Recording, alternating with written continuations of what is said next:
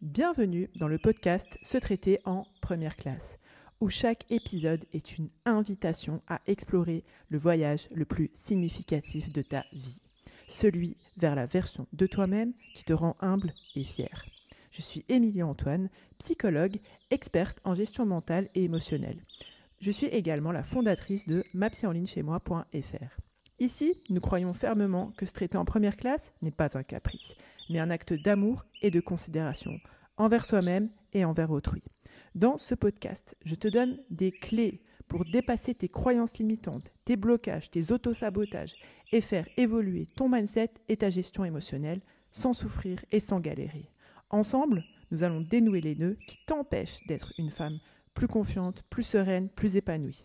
Avec ma méthode innovante, testée et approuvée, qui allie la profondeur de la psychologie, un coaching de déclic impactant, garantie sans blabla, new age sectaire ésotérique, je t'apprends et t'accompagne pour que tu puisses développer une relation saine et authentique avec toi-même et avec les autres.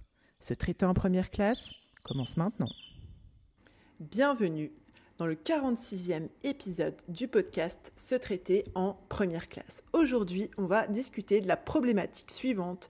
Pourquoi suis-je sur la défensive ? Je vais te discuter en fait des causes qui expliquent pourquoi éventuellement une personne, donc ça peut être toi ou ça peut être quelqu'un d'autre, ça va te permettre de développer de la compassion vis-à-vis de toi-même ou de la compréhension vis-à-vis de toi-même si c'est ton cas et pouvoir enclencher justement le travail pour pouvoir sortir de ce mode victimisation parce que c'est le cas, ou alors si c'est par rapport à d'autres personnes, ça va te permettre d'avoir d'essayer de comprendre, de vivre les choses différemment et de te positionner différemment vis-à-vis de ça si tu as quelqu'un dans ton entourage qui a tendance à se mettre sur la défensive. Qu'est-ce que ça veut dire déjà ? On va se mettre d'accord sur qu'est-ce que ça signifie se mettre sur la défensive. Donc la définition que je te propose, c'est la définition du Larousse. Je ne suis pas partie chercher bien loin. Être sur la défensive, en fait, c'est être dans une attitude, dans un comportement, ça c'est moi qui le rajoute, où on craint une attaque, où on se tient prêt à se défendre, où on est sur ses gardes. Donc du coup, ça va se traduire par une attitude. Alors là, c'est moi qui étoffe la définition. Donc la définition du Larousse, c'est être dans une attitude où l'on craint une attaque, où on se tient prête à se défendre, à être sur ses gardes. Donc une attitude, qu'est-ce qu'on entend par là ? Un comportement. Ça peut être ce que tu vas dire avec tes mots, ou même physiquement, ça se voit tout de suite quand quelqu'un est sur la défensive. Elle est un peu, comment dirais-je, soit elle va être en attitude comme si elle allait se battre en fait, ou plutôt en repli pour se défendre, entre guillemets. Que ce soit dans un mode ou dans un autre. Donc ça va passer par une réaction physique, ça va passer aussi par une réaction verbale, par l'emploi de mots, par une certaine tonalité, d'accord ? Donc là, je vous ai parlé du comportement, mais quand tu es sur la défensive, tu as aussi tout un mindset, tout un état de pensée et d'interprétation du réel, et ça je vais le creuser, qui fait que ce qui va favoriser le fait que tu te tiens sur la défensive. La première cause que je voudrais partager avec vous, qui peut expliquer potentiellement que tu te mets sur la défensive ou quand tu es face à une personne qui se comporte comme ça, pourquoi elle se comporte comme ça ? J'en ai listé 7. Si tu en vois d'autres, bien sûr, n'hésite pas à les partager en commentaire ou si tu reçois la newsletter, par retour de mail, à nous faire part de tes questions ou de tes suggestions. La première cause, je pense que c'est la base qui explique le pourquoi du comment on peut être amené à se mettre sur la défensive, c'est finalement la faible estime de soi. Ce qui se passe en fait, c'est qu'on a, comme on a une faible estime de soi, on a peur de la critique. Alors on se met sur la défensive pour se protéger. Pourquoi ? Parce qu'on craint en fait, plus ou moins consciemment, on sait déjà que cette estime de soi, elle est faible ou elle est affaiblie, et du coup, on craint que l'autre est sur le point de nous dire des choses qui va nous mettre encore plus à mal et que ça va avoir des conséquences encore plus négatives, et du coup, ça va favoriser une posture de défensive. Bien sûr, tu vas voir que toutes les causes dont je vais te parler, elles sont toutes interconnectées. La deuxième cause dont je voudrais te parler, c'est la difficulté à s'affirmer. Du coup, là, quand tu es dans une accusation ou dans une remise en question de tes actions, de tes croyances, ça peut te mettre sur la défensive. Et là, tu vas être en mode, tu veux défendre ton point de vue, argumenter, etc. Parce que finalement, tu ressens le besoin de prouver que tu as raison. Parce que tu veux protéger ton image. Parce que justement, au fond de toi, tu manques de certitude. Quand on manque de certitude vis-à-vis de soi-même, de ses croyances, de sa légitimité de manière générale, que ça s'exprime sous différentes manières, eh bien, on a des difficultés à s'affirmer et à percevoir quand c'est le moment de s'affirmer réellement. Je vais développer sur ça plus tard. Également, ce qui peut se passer, en fait, c'est que donc là, c'est ma troisième explication potentielle, c'est que tu pars du principe, toi, au fond de toi, tu te dis que tu fais tout de travers et que tu fais tout mal. Tu as une représentation erronée de ce que tu es en capacité de faire. Alors, en général, on parle de confiance en soi, mais je n'aime pas ce terme-là, je ne l'emploie pas. Et j'ai fait tout un podcast déjà, vous pouvez le retrouver sur YouTube, qui s'appelle Le mensonge de la confiance en soi, pour développer justement mon positionnement par rapport à cette théorie-là, si je puis dire. Mais voilà, pour qu'on se mette tous sur le même niveau de compréhension, j'ai posé ce terme-là. Mais en fait, quand tu as une mauvaise représentation de ta capacité à faire les choses, plus ou moins consciemment, tu pars du principe que tu fais tout de travers et tu fais tout mal. Du coup, tu as peur et tu te construis un état d'esprit où tu penses qu'on va te tomber dessus à tout moment. Donc déjà, tu es dans ce mood, tu sais, où tu es à laguer de la critique, de la remarque. Et du coup, tu es prêt déjà à poum, poum, poum, à te défendre, etc. Parce que tu pars au fond de toi, tu n'es pas convaincu que tu fais de ton mieux, tu es juste convaincu que tu fais de la MERDE, si tu me permets l'expression. Et du coup, ça te met dans une posture de défense. Le quatrième point que j'ai relevé souvent, c'est qu'on a construit ce mode défensif parce qu'on a un historique de relations toxiques, de traumatisme, de harcèlement, en fait, finalement, que ce soit dans sa propre famille, dans le cercle, dans ce qu'on a vécu au niveau de l'école, de sa scolarité ou du monde du travail. Du coup, ça nous amène à construire une posture défensive et à construire justement une hypervigilance. Alors souvent, les personnes, elles parlent d'hypersensibilité, mais réellement, c'est pas vraiment de l'hypersensibilité, c'est de l'hypervigilance par rapport aux situations qui sont potentiellement menaçantes parce que justement, il y a un historique de blessures, de traumatisme qui les pousse en fait à adopter cette posture-là, cette attitude-là d'être sur la défensive. Et également, donc là c'est plutôt le 1, 2, 3, 4, 5e point que je voudrais partager avec toi. Souvent, ce qui fait que on s'est construite sur un mode défensif, c'est parce qu'on se sent faible ou affaibli vis-à-vis des autres. Alors tu vois comment les problématiques d'estime de soi, de confiance, d'affirmation, de passé, d'historique, en fait, peut contribuer à tout ça.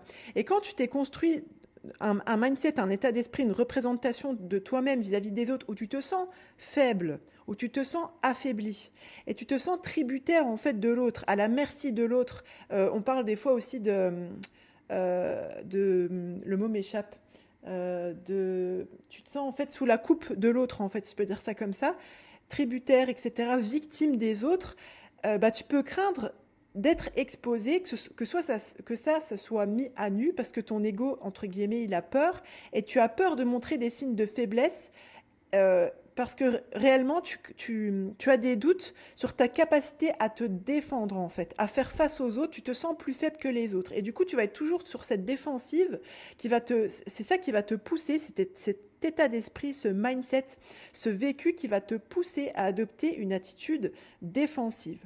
Le 6e point que je voudrais partager avec toi qui peut expliquer pourquoi tu te mets sur la défensive ou pourquoi une personne de ton entourage, que ce soit au travail, dans ta vie personnelle, tes enfants même ou ton mari, se met sur la défensive, eh bien c'est peut-être parce que elle ne sait pas ou tu ne sais pas te positionner différemment. Comme je vous disais tout à l'heure, le fait de se mettre sur la défensive, d'accueillir en fait les événements, de se positionner vis-à-vis de soi-même, vis-à-vis des autres, etc., ça dépend de plusieurs choses. Ça dépend de ta personnalité, d'accord ? C'est pour ça notamment qu'au sein du bootcamp Ma Psycampus, on fait tout un travail dans le module 2 notamment, pour que la personne elle puisse apprendre à comprendre sa personnalité, son fonctionnement, etc. Ça peut dépendre aussi de son éducation, de sa culture, et d'autres facteurs comme la culture. Alors quand je parle de culture, il y a la culture religieuse, entre guillemets, la culture familiale, la culture sociétale, la culture familiale au sens large, au sens voilà, ça peut recouvrir beaucoup de choses. Mais du coup, par exemple, si, grosso modo, si je te la fais courte, tu as observé que les personnes se positionnaient d'une certaine manière quand il y a une remarque, ou il y a certaines situations, ou même quand il n'y a pas de remarque, ben toi, ça t'a été transmis, en fait. Et du coup, tu ne sais pas faire différemment parce que tu n'as jamais vraiment observé une autre manière d'accueillir les choses. Donc c'est pour ça aussi que au sein du bootcamp MAPSY Campus, on travaille justement à mettre de la clarté sur l'identité de la personne, etc., pour qu'elle puisse comprendre en fait pourquoi elle réagit d'une certaine manière, parce que aussi quand on comprend pourquoi on réagit d'une certaine manière, on a tendance à développer beaucoup plus de bienveillance en fait, et beaucoup plus de compréhension vis-à-vis de soi d'un point de vue intellectuel, et on est beaucoup plus encline en fait à sortir de ce marasme émotionnel pour pouvoir élaborer plutôt des choses d'un point de vue intellectuel et à pouvoir apprendre à se positionner différemment. La septième cause qui peut expliquer, et c'est très lié, hein, comme je te disais, tous les points ils sont interconnectés ensemble, je pense, c'est le fait qu'on ait peu de conscience justement sur nos schémas d'interprétation, sur ce qui est en train de se jouer. En fait, quand on est en mode robot, un peu en mode automatique, et que du coup, on a tendance à reproduire ce qu'on a vu, ou on a tendance à se caler sur plutôt les blessures, les traumatismes qu'on a eus, tout ce qui relève en fait voilà des situations de harcèlement dont je vous parlais tout à l'heure, ou le manque d'estime de soi, de confiance, etc. Là, on est vraiment en roue libre en fait, et ton cerveau, c'est comme on dit, c'est comme un enfant qui court avec un couteau dans la main, entre guillemets, il va n'importe où dans toutes les directions, et du coup, des fois, il est possible que tu sois sur la défensive ou que la personne en face de toi, elle se mette en mode défensif parce qu'elle l'interprète, ou plutôt tu surinterprètes ce qui est en train de se passer. Tu surinterprètes les commentaires, tu surinterprètes les situations. Ce sont des personnes souvent qui disent ouais, je suis toujours en train de réfléchir, toujours en train de cogiter, parce que réellement, tu es en hypervigilance, je vous en parlais tout à l'heure, parce que tu as peur, en fait, il y a une grande peur au fond de ces personnes-là, d'être taclées, d'être rabaissées, etc. Encore une fois, parce que souvent, il y a un vécu, il y a plein d'explications là-dedans. Mais du coup, comment continuer à se positionner comme ça, même dans une situation parfois, alors parfois, bien sûr, c'est déclenché à juste titre, mais là où le bas blesse, c'est que souvent, comment dirais-je, il y a des situations qui sont interprétées comme des attaques, comme des situations qui sont mises en danger, alors que ce n'est pas le cas. Et du coup, ça vient complètement nuire au relationnel avec les autres, en fait, ce qui est très dommage. Ça vient nuire au relationnel avec les autres, et puis après, la personne, elle se sent pas capable d'avoir des bonnes relations avec les autres, elle a tendance à s'isoler, etc. Donc c'est vraiment le chat qui se mord la queue, et c'est hyper dommage. Et ce que je voudrais t'adresser, c'est que vraiment, tu peux faire différemment. Que c'est pas une fatalité si à un moment donné, tu as développé un mode défensif, et j'ai expliqué plein de raisons qui peuvent expliquer pourquoi on est sur ce mode défensif, qui est réellement un mode où on se victimise, et quand tu te victimises plus ou moins consciemment, au fond de toi, tu te sens faible et pas capable, et se mord la queue en fait. C'est vis-à-vis de soi-même et vis-à-vis des autres. Et dis-toi que vraiment, tu peux apprendre à faire différemment. Il suffit juste, si je puis dire, de développer des compétences intellectuelles, des compétences relationnelles, émotionnelles, pour pouvoir justement apprendre à se recevoir, j'ai envie de dire, soi-même, et presque, j'ai envie de dire, à se comporter, mais vraiment à accueillir les choses, à gérer son état d'esprit, ses émotions, etc. Et ça, c'est vraiment le cœur du travail qu'on fait au sein du bootcamp MAPSY Campus. Et c'est aussi quelque chose que tu peux travailler justement avec les 6 étapes pour accéder à la meilleure version de soi. Donc c'est la formation dont je te parle qui était incluse dans le pack Se traiter en première classe, qui depuis lundi jusqu'au, je t'ai dit tout à l'heure, je crois le 28 ou le 28 juin, voilà, tu peux y accéder à 279 € le 383, où tu as cette formation où notamment je développe en fait toute la toxicité qui peut être autour de nous pour qu'on apprenne à s'en protéger de la manière la plus efficiente, efficace possible, sans être justement dans une parano qui peut découler. Parano, je parle en langage familier, d'accord ? Au sens, cette parano qui peut découler quand on est dans ses blessures, etc. Donc là, je vous donne beaucoup d'outils dans la formation numérique des 6 étapes pour accéder à la version de soi. Et vous avez aussi 4 rendez-vous avec audio avec une psychologue de la team MAPSY en ligne chez moi pour approfondir justement toutes ces thématiques pour apprendre à vous traiter en première classe. Donc, Et voilà pour l'épisode d'aujourd'hui et pour le petit rappel. Et si tu sais pas trop où t'en es, eh bien, tu peux aller sur mapsyenlignechez-moi.fr/quiz, Q-U-I-Z, et là, tu vas faire le quiz pour savoir justement est-ce que tu sais vraiment te traiter en première classe. J'aimerais beaucoup avoir vos retours sur ce podcast. Si tu es sur une plateforme du genre Deezer, Apple Podcast, Google Podcast, déjà je te conseille de t'abonner si tu as aimé, bien sûr, si tu as trouvé que c'était utile. Tu peux m'adresser aussi une note, une review, un commentaire. Si tu reçois notre newsletter, tu peux faire par retour de mail, tu peux nous adresser ton commentaire, tes questions, tes suggestions aussi de podcasts, des questions que tu aimerais que je traite dans le podcast, dans l'émission Se traiter en première classe. Pense bien que tu es la première personne à bénéficier du crédit que tu accordes à ton existence. Je te dis à la semaine prochaine, Inch'Allah, si Dieu le veut. Bye bye! Si tu es prête à donner un tournant à ta vie, et à embrasser pleinement l'idée de te traiter en première classe, je t'invite à rejoindre MapsyCampus. C'est le pas décisif vers une version de toi-même plus sereine, plus confiante, plus épanouie. Sur MapsyCampus, tu commenceras par découvrir les fondations de la maîtrise mentale et de la gestion émotionnelle, posant ainsi les bases saines de ton évolution. Ensuite, tu embarqueras sur un voyage transformateur qui te révélera comment accueillir ton unicité et cultiver une paix intérieure face aux défis de la vie. Tu apprendras à forger de la confiance et à vivre en harmonie avec ta nature profonde, tout en affirmant tes convictions, tes valeurs, tes principes avec bien plus d'assurance. Tu recevras les clés pour prendre des décisions judicieuses et structurer ta vie de façon à ce qu'elle reflète fidèlement tes aspirations, tes valeurs et tes principes. Tu seras guidé vers la maîtrise de ta sérénité intérieure et l'expression de ta grâce naturelle. Je te fournirai, étape par étape, une méthode pour devenir une femme non seulement capable d'agir conformément à ses ambitions, mais aussi de célébrer son épanouissement personnel, professionnel et spirituel. Avec ma méthode alliant la profondeur de la psychologie à un coaching de déclic garanti sans blabla, New Age sectaire ésotérique, tu passeras de la théorie à la pratique, te dotant des outils nécessaires pour une évolution tangible.